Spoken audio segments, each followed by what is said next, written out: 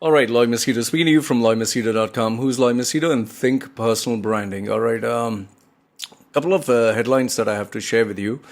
One is about UAE cryptocurrency. Wait, let me get this close. Okay, cryptocurrency. Then more about UAE expats who are stuck in UAE or are going back home. Yeah, bit of all that, and finally we'll cap it off with BR Shetty's update. Okay, let me give you the best part of the segment, that is immediately, so that you can get what is important to you. And yeah, Google's algorithm, YouTube, if you can like, share, whatever, comment down below, it always helps. All right. Put your thoughts, whether you agree, disagree. I don't mind. It's always good to read what you have to say. Let's move on. Okay, timestamps, I'll put them down below. All right. The first one is, which is important. I think a few days ago, I happened to get around four banking individuals who was looking out for jobs in the banking industry. Pretty senior level. And they obviously wanted to look for alternative forms of employment.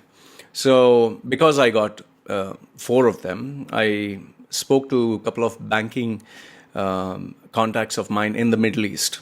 Okay. Now, this is what I found out, which I think would be of importance to you. It seems that the banking industry, the first one is, there is a strong push towards, number one is Emiratization. Okay, which has always been the agenda of UAE. They always wanted Emiratization to be there. The reason for this is, their citizens have to be given support and jobs, which is totally understood. But the second thing that was strongly focused on was, now they have the agenda to ensure that it is moving towards digitalization. Now, we have heard about artificial intelligence. We have heard about online banking. In fact, I don't know if you'd be surprised, but I was surprised about this. Here in Samui, the island where I stay, when we have to make payments, my wife, she has a smartphone. Okay, she has a smartphone.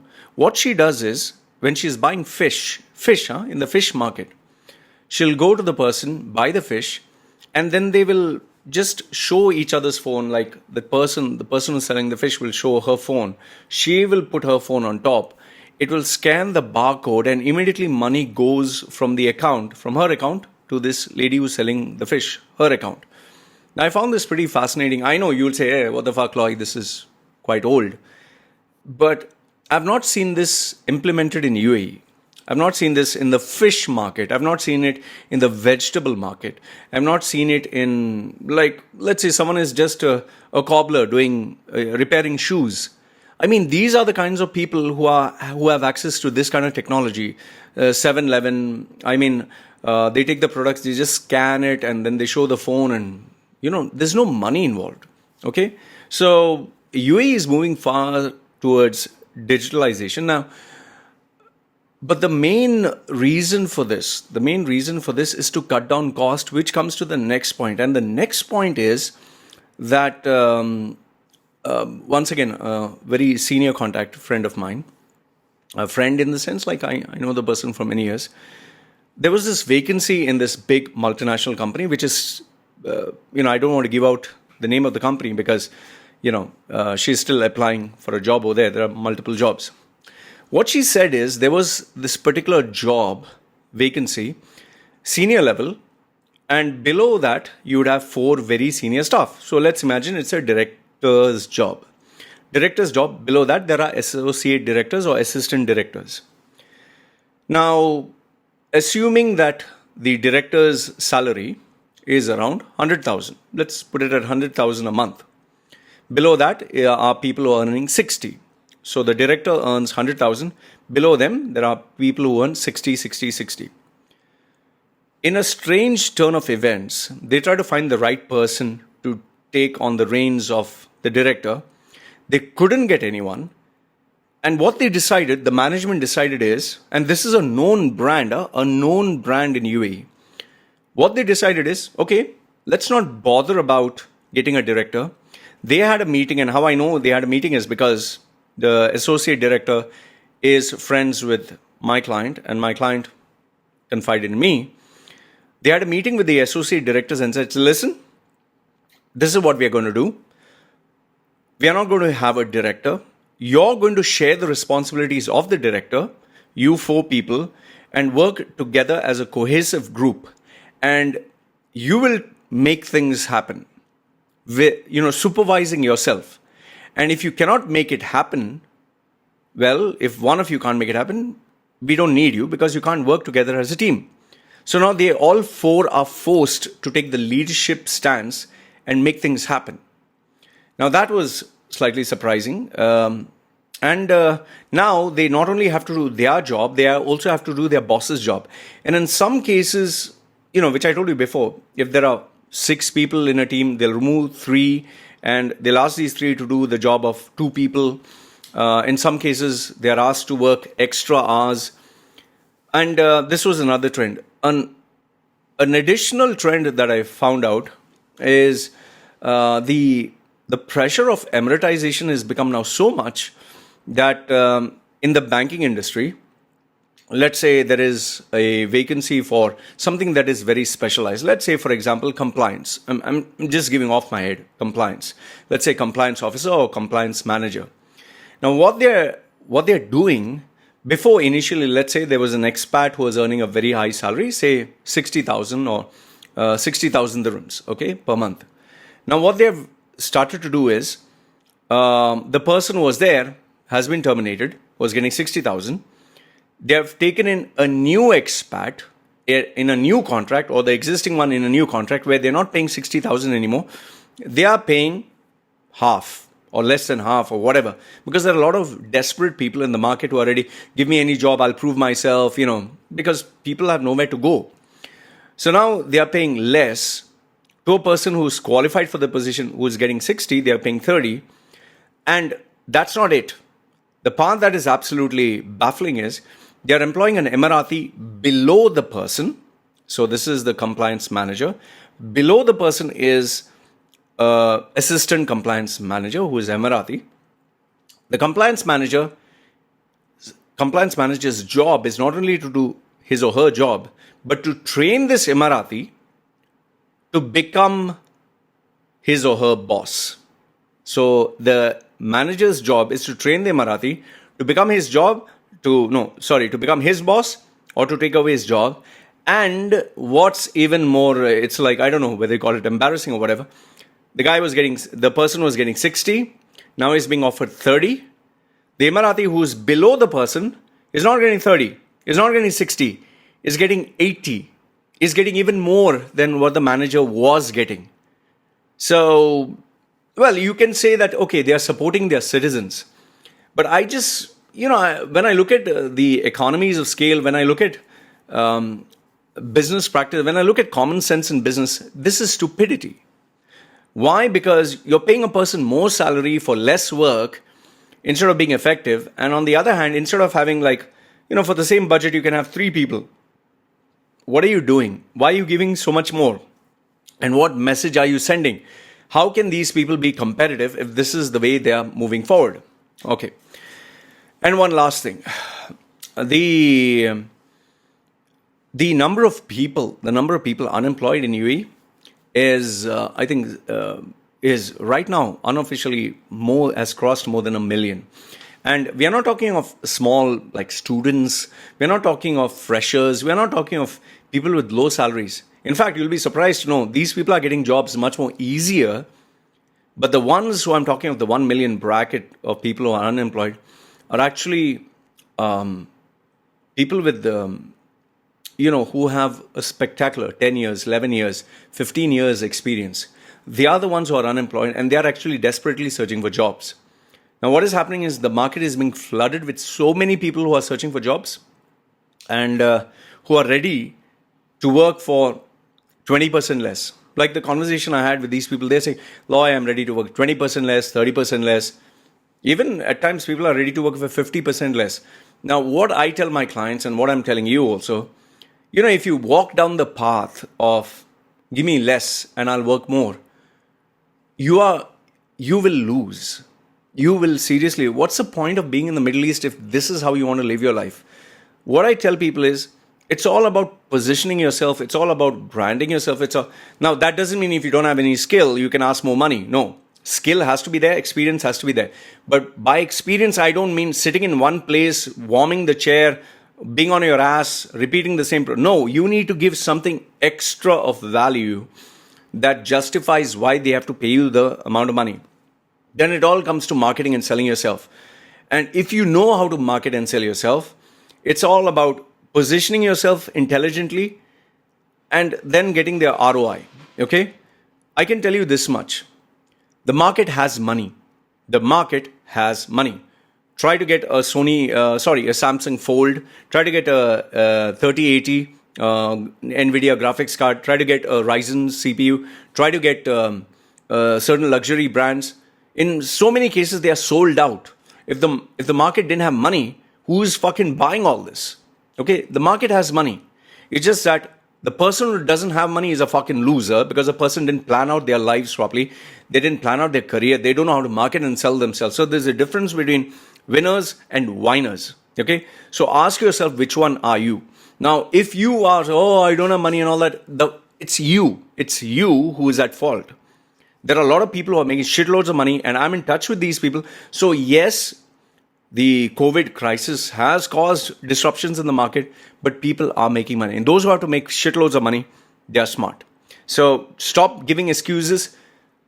Intelligently brand yourself, market yourself, learn to sell yourself, and accept the fact that you were a person who focused only on the process of working A, B, C, D, A, B, C, D, A, B, C, D. You kept repeating like a factory machine worker, while there were certain people who took a leadership stance, shook hands, were like politicians, were networking, were aggressive, and they succeeded. So this is another thing which I wanted to tell you. Then, with regards to airlines, let's face it, travel and tourism is not going to be normal anytime soon. I had given you my predictions 5 years. But they are employing the people they are terminated on new contracts. However, the new contracts are very, very low salaries, very low perks, and it's not sustainable. But then people have no choice, so they're taking that. The only solution that I've given people in the airline industry who come to me for consultation from the Middle East is see what skills you have, see what the market wants, and try to position and market yourself there. But over there, the game plan is what salary you are getting and perks you're getting for the airline industry as a cabin crew, looking good, being smart. That has no value in the corporate world, looking good and smart and all, unless, of course, you are planning to give some additional extra services which are not in the books. Otherwise, it comes down to just pure performance and results. So you'll have to bring down your expectations in terms of salaries. Don't think because you look smart, you have an accent, you look attractive, you're going to get big money. Okay, so I just wanted to bring this.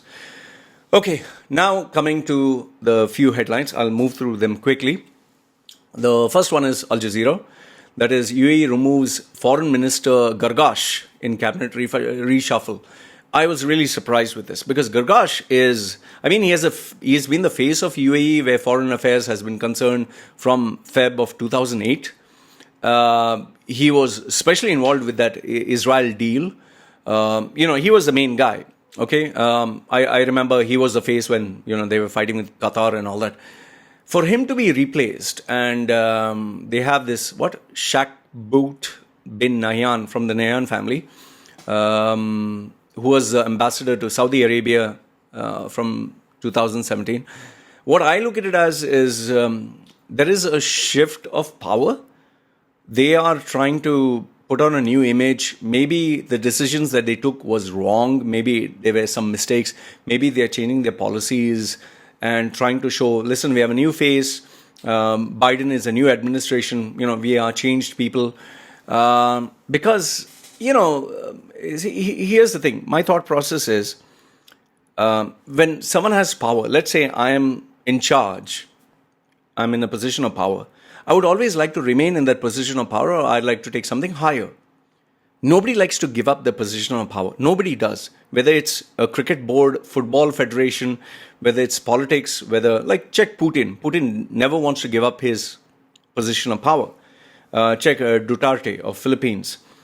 Check India, Modi. Check even Donald Trump. So nobody likes to lose their position of power. So for them to remove Gargash is a very big statement. And to replace, and they're calling it a small cabinet shuffle. I don't call it small. I call it really big, because I think what is happening is they are making major strategic decisions on a macro level, and they have a Nahyan, someone from the Nahyan family. So it's Abu Dhabi's way, I think, of taking control of the entire cabinet. Anyway, that's me. You can give me your thoughts. The next one, international news. This is for cryptocurrency, people who are so fucking crazy about it. Cryptocurrency, and they say, oh, cryptocurrency is foolproof and all that stuff. Cryptocurrency trader Stefan Qin had a Ponzi scheme. Now, the thing that is shocking about this is a Bloomberg article. This kid is only 24. He started when he was 19, and he managed to raise $90 million. I have to nothing but give him a fuckload of like, wow, what the fuck, man? You must be a fucking genius to raise $90 million. Just imagine, the kid was only 19. He's seriously a prodigy, okay? Because obviously, come on, for us to even get $90 is like crazy hard work. I mean, try to earn $1 from somebody, you'll know how difficult it is. This guy's managed to get $90 million. But where he got messed up, or where he got fucked up is, well, he was showing off his $23,000 a month condo, and he was bragging about it. And he started giving a lot of fake promises. See, remember this, when money is involved, you can't fuck around with people. So this guy, the story, you can read it. I put the links below. He started this Virgil Capital. Told his clients he developed an algorithm called Tenjin to monitor cryptocurrency exchanges. And he would only take money if he showed you results. So he doesn't want free money, only money if he shows results. Okay? So people were like, okay, whatever, not too convinced. But then again, when you promise someone, I'll only charge you when I show you results. So there, people are like, okay, fine, I'll give you something small. But then what happened is, he started to get publicity with the various online forums. And the more famous you get, people start trusting you. And this is a problem with appearing on CNN, BBC, and all these. If you see any of these fake marketing gurus, on Facebook, you get all these ads. You'll see as shown on CNN, BBC, TED Talks. So they use these platforms, and some of them even fake interviews. They even fake, like they're getting an interview or they're on a TV show. So people feel, wow, he must be a real, a person of authority. So, people started trusting it more and more. And as per this article, at some point, he started ensuring them that they would get more than 500% of their returns. 10% monthly returns guaranteed. He bragged that he would give 500% a claim. And this, what happened is people go crazy. See, I have always told you, and I'm telling you even now, cryptocurrency works on greed, Greed, greed. And as long as greed is there, you'll always have people ready to invest. Cryptocurrencies do not operate on need. They operate on greed. Okay? And so, he he told them what they wanted to hear. You'll get 500% of your this thing. People put in the money. And very soon he, like Ponzi schemes, he takes the money from here, puts it there, takes the money from there, puts it there. Well, at some point, the whole thing collapsed because people wanted, transparency. You can't fool people all the time. And then in this article, they also give you Canadian exchange Quadriga CX, which collapsed in 2019 with $125 million loss of 76,000 investors. Then you had also, where BitConnect, which promised people double, triple digit returns, and they lost billions. And then we also had that Canadian guy, who forgot his password or some shit like that and died in India. and they lost millions or billions or whatever. Millions. Yeah.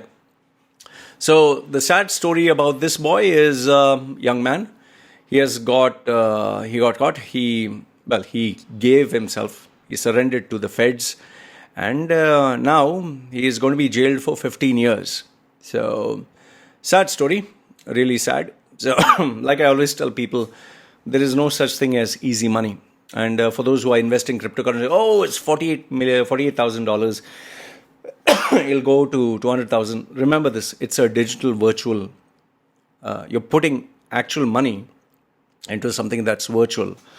And you're hoping, well, if you pull it out at the right time, you've made your millions. But if not, you're going to get fucked. Next one is this one. Juul's valuation fell over 33 billion in 2 years. Juul is that vaping this thing. Watch the documentary, watch the report, it's worth it. Another one of those valuations, when you have this, this company is a unicorn, this company is valued like WeWork and a chain of hotels owned by an Indian guy, it's valued at billions, or what Uber is valued at billions, and Lyft is valued at billions. Nowadays this billions is thrown around like it's like become a normal term. Stop. I would just say to people, stop falling for this. It's valued at. We are just hyping up things just to get people excited so they invest their money. And in the end, remember, there will be people who lose everything. And when that happens, well, I just hope you're not the victim. I always tell people, invest what you can afford to lose. So even you cryptocurrency enthusiasts, if you have invested what you can afford to lose, great, you are smart. But if you're investing your life savings, you're really fucked up in the head. Next one is expats stranded by pandemic face heavy tax toll. This is a report by Financial Times, FT, FT.com. Yeah. So it speaks about British pilots who worked with Emirates Airlines. They had to return to the UK from Middle East after losing their jobs. Now they don't have jobs, they're unemployed, plus they have to pay tax. It seems those who earn £80,000 and above in a year now face a tax bill of £20,000. Most of these are Goras, whites, Western passport holders. They like to evade taxes because they want to enjoy the benefits of paying taxes. They want to enjoy them, but they don't want to pay tax. So they try to figure out ways and means where they can pay less tax. Okay, which is a smart move. It's a loophole of the system. So many of them stay in a country, stay abroad for a few weeks or months. Then they come back to UK and they go back again. So it's a reset, because if you stay more than a certain duration, certain period of time, you're considered as a resident and you have to pay tax. So in some cases you have to pay tax. I don't know much about this taxation, these laws and all that of British. I'm not a tax expert, but I'm just giving you an overview. You can correct me if I'm wrong. So in some places, if you stay, you have to pay tax of that country and you have to pay tax of UK, because you are a UK citizen. You're enjoying the perks and benefits of UK. US citizens also the same. However, if you stay for too long, then you're considered a resident and you have to pay tax. So what these people tend to do is stay 2-3 months here, then come back to UK, then again stay 2-3 months. So that's how they play around, and they they make sure that they dodge the tax bill. That's how the wealthy, all the rich people, whether it's Jeff Bezos, Elon Musk, whether it's Larry Ellison, all the millionaires, billionaires, they evade taxes by having a team to legally help and guide them to make sure that they don't lose money. Okay, smart thing. I have nothing but admiration for such people who know how to play the game. Only normal folks like us, we just have to pay taxes. So it's the poor becoming poorer, rich becoming richer. Then you have Daily Mail Online. Mission Impossible filming in UAE is now cancelled because of UAE being listed as a red list country. And if you go back to England, you'll have to be quarantined for 2 weeks and you'll have to pay 1,750 British pound fee when you stay in a hotel. Now you have to pay money.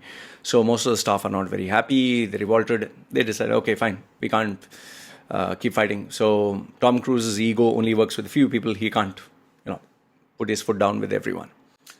Then we have Al Jazeera reports on UAE royal investment in an Israeli football club is put on hold. Questions about what's the guy's name? He's a Sheikh family guy. Sheikh family. What's his name? Can't get his name here. I'm trying to find out. Oh yeah, Sheikh Hamad bin Khalifa Al Nahyan. So Nahyan family from Abu Dhabi, a ruling family which has pledged to invest 300 million shekels or 92 million US dollars in the club for the next 10 years. The deal has been frozen because there are questions about his finances. And Marker, Israeli Business News, reported last month that an audit of the Sheikh finances commissioned by Israeli Football Federation revealed several inactive companies and financial discrepancies. See, I'm not surprised here because what happens is there is a main sheikh, there's a big sheikh. He doesn't want his face to be shown in different investments. So they bring a dummy sheikh or someone within the family who represents the main guy. So let's say Sheikh MBZ, Mohammed bin Zayed. He wants to invest because, he's a businessman also. So he'll not show his face. He'll bring someone in his family, cousin or someone in the family. He'll be called a businessman. He'll tell him, do this, do this, do this, do this. And the guy only follows instructions and he shows, I'm the guy, I want to invest. But it's very clearly evident who's the boss. The reason for this is if tomorrow there is any scandal or if there's any problem or any issue, the main sheikh doesn't have to worry. It's a small guy who's there. And if there is a major scandal, they'll just say, okay, you retire, no more, don't be in the public light. Now you work in some of my government companies as a director. Don't be on social media, don't be anywhere, nobody will see you. And then they appoint a new guy. So that's how it has been operating ever since. So maybe they found out that this guy's history or whatever he claims is not there. Plus, they have another problem is this club is not very happy with the fact that they have Arabs who are their bosses or whatever. They tend to have a very racist way. In football, you tend to have this hot-blooded racism that is there. And by the way, this club, which is BTAR, which is closely linked to Prime Minister Benjamin Netanyahu's Likud party, has won 13 trophies and has many Israeli presidents and prime ministers among its fans. So it seems that they do not like Arabs very much, as per this statement. Okay. And the club owner, Moshe Hoggeek, planned to fly to Dubai to consult the Sheikh, but is unable to travel because of COVID. Anyway, that's another scandal. And last but not the least, we have our friend Mr. B.R. Shetty, the visionary. I will bleed for UAE. Bleed, blood. Too much blood is coming out. So Barclays Bank has launched $130 million US legal battle against B.R. Shetty because both his companies wiped out £5 billion British pounds of shareholder value. So they have filed the lawsuit in Dubai International Financial Courts, alleged that UAE Exchange Finabler failed to settle its dues. Well, that is on one hand. On the other hand, you have Gulf News saying that NMC has managed to earn around $1.12 billion US. So they're making good money. But the thing is, B.R. Shetty's businesses is making money, but B.R. Shetty is not getting anything. And the bank is after B.R. Shetty and not the company. Now, what is going to happen? My prediction here is they will sell off the company. UAE will sell off the assets, pocket all the money, not pay the salaries, not be bothered who has to the creditor's debtor. They'll say catch B.R. Shetty because B.R. Shetty is the guy who fooled you, cheated you, and he forged his signature, whatever. And you also, if you check previous articles, that venture, B.R. Shetty's daughter, Just Falafel, she wanted it to be the next McDonald's, apparently. Overpriced falafel, which she launched. And it seems that B.R. Shetty, transferred funds which were there of his company to her. Now, it's kind of sad because, being a father, he would help his daughter anyway. But then when you're talking about business, there are certain rules, ethics, protocol. You can't take a public company's money, public company, and give it to your daughter or give it to some other business without approval of the board of directors. And here the problem is when you are the big boss, the legend as they call it. And, I've seen B.R. Shetty face to face. I've shook his hand when I spoke at various Toastmaster events. He's a Toastmaster also. Spoke to him. I've known him from the time I was, I think, 16 when I went for a face-to-face interview with him. Okay, so B.R. Shetty is a very accessible guy. So now what happens is you're talking of a person who is very, people meet him, they stand up and they say, "Oh, he's a legend, sir, sir, sir," and they give him such a big kind of like as if he's God. In fact, that is why you go to any UAE exchange, you go to any NMC, you'll see his photograph with Sheikh Zayed. Sheikh Zayed putting his hand, the Baba Zayed, the founder, the founding father. And that was a very big thing. Yes, there was donations involved and all that. And unless you gave a huge amount of money and you really were repute, expats couldn't meet the sheikhs those days. Well, we're talking not when they were simple people. Simple people, anyone could eat. Even my mother has met most of the sheikhs and sheikhs' wives, and I've seen the Sharjah Sheikh and Dubai Sheikh and all that here and there. That is when I was small. But as they became rich and powerful, it was not easy to meet up with them. Okay? There was that phase. I'm not talking of when Mohammed bin Rashid or his son Faza, they started giving out awards to expats to be an international community. I'm talking of that phase between being very rich and where it was exclusive Emirati. So that time, B.R. Shetty was the first one to have his hand placed on his head with Sheikh Zayed. Nobody else had that. He was the monopoly.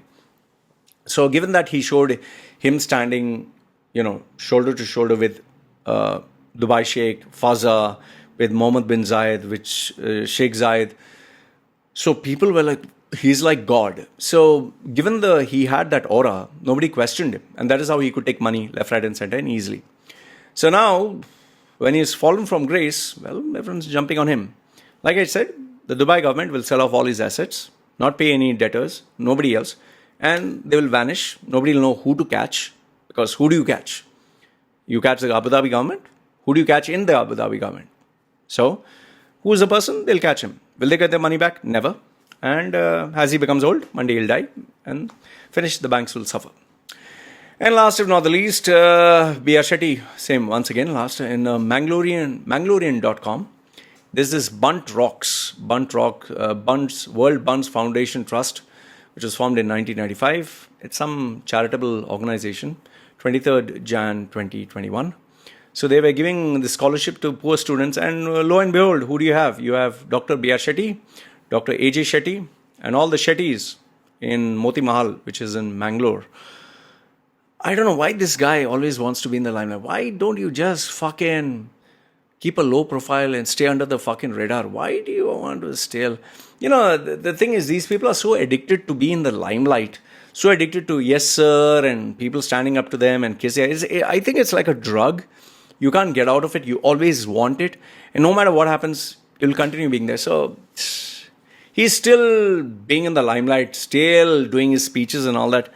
Just fucking retire, man. Vanish from the limelight. Be a recluse. Enjoy your billions that you have. What the fuck? The more you are in the limelight, more people will gun for you. I don't know. I guess it's a drug. It's a high people like to enjoy. Anyway, so sorry. These were the updates that I wanted to share with you. Let me know your thoughts. What do you think? Agree, disagree? This is what I wanted to tell you guys. So anyway, this is another episode from home, apart from the walking that I normally do. Let me know what are your thoughts. This is me signing off. You guys take care.